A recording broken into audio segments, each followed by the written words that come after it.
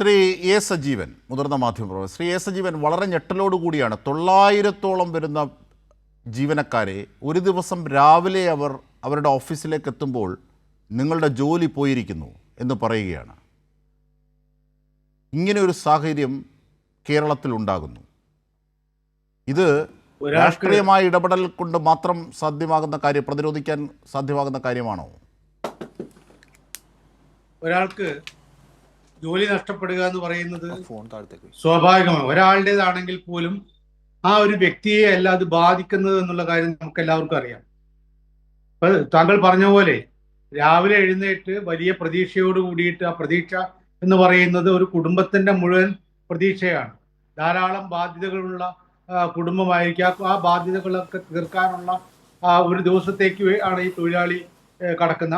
അന്നത്തെ അധ്വാനം കൊണ്ട് കിട്ടാവുന്ന കാശ് തന്റെ ബാധ്യതകളൊക്കെ പൂർണ്ണമായിട്ടില്ലെങ്കിൽ പോലും അതിനൊരു അംശമെങ്കിലും അവസാനിപ്പിക്കാൻ വേണ്ടിയിട്ട് ഉപയോഗിക്കാം എന്നൊരു ഈ പ്രതീക്ഷയോട് കൂടിയിട്ടാണ് പോകുന്നത്. അങ്ങനെ ചെല്ലുമ്പോൾ നിനക്ക് തൊഴിലില്ല എന്ന് പറയുമ്പോൾ ഉണ്ടാവുന്ന പ്രശ്നം, അത് പറയാൻ വളരെ എളുപ്പമാണ്, പക്ഷേ അത് അനുഭവിക്കുമ്പോൾ ഭീകരമായിട്ടുള്ള ഒന്നായിട്ട് മാറും. ഇവിടെ ഒരു തൊഴിലാളിയല്ല, നമ്മൾ കൂട്ടപ്പിരിച്ചുവിടൽ എന്ന് പോലും ഇതിനെ പറഞ്ഞാൽ പോരാ.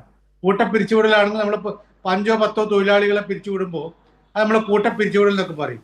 ഇത് മൊത്തമായിട്ട് നൂറുകണക്കിന് തൊഴിലാളികളെ, 800-ലേറെ തൊഴിലാളികളെ ഒറ്റയടിക്ക് പിരിച്ചുവിടുകയാണ്.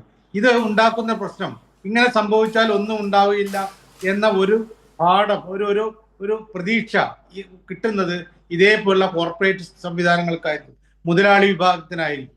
അവർക്ക് ഇനി ആരെയും എപ്പോഴും പിരിച്ചുവിടാം.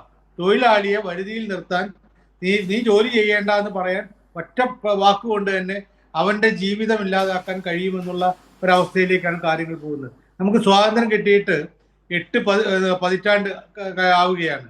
ഈ 8 പതിറ്റാണ്ടിന്റെ ഇടയിൽ നമ്മളുടെ മുമ്പിലൊക്കെ ഉയർന്നു വരുന്ന ചോദ്യം, ഇത് ആരുടെ ഇന്ത്യ എന്നുള്ളതാണ്. നമുക്കറിയാമല്ലോ, സ്വാതന്ത്ര്യത്തിന് ആ ഘട്ടത്തിലാണെങ്കിൽ, അതിന് ശേഷമാണ്, സ്വാതന്ത്ര്യത്തിന് മുൻപാണെങ്കിൽ അതിന് ശേഷമാണെങ്കിലൊക്കെ തൊഴിലാളികൾക്ക് വേണ്ടി ഗാന്ധി പോലും ഇവിടെ ഇന്ത്യയിൽ എത്തിയിട്ട് പ്രവർത്തിച്ചിട്ടുള്ളത് ചമ്പാരനിലൊക്കെ അവിടെ തൊഴിലാളികൾക്ക് വേണ്ടിയിട്ടാണ്. ആ തൊഴിലാളികൾക്ക് വേണ്ടി പ്രവർത്തിച്ച നേതാക്കന്മാർ, അതിനെ ഇന്ത്യയുടെ സ്വാതന്ത്ര്യമാക്കി മാറ്റിയ ആളുകൾ, അതിനുശേഷം നമ്മുടെ കേരളത്തിൽ പോലെ എടുത്തു പറയാവുന്ന എത്ര തൊഴിൽ സമരങ്ങൾ അക്കാലത്തുണ്ടായിട്ടുണ്ട്.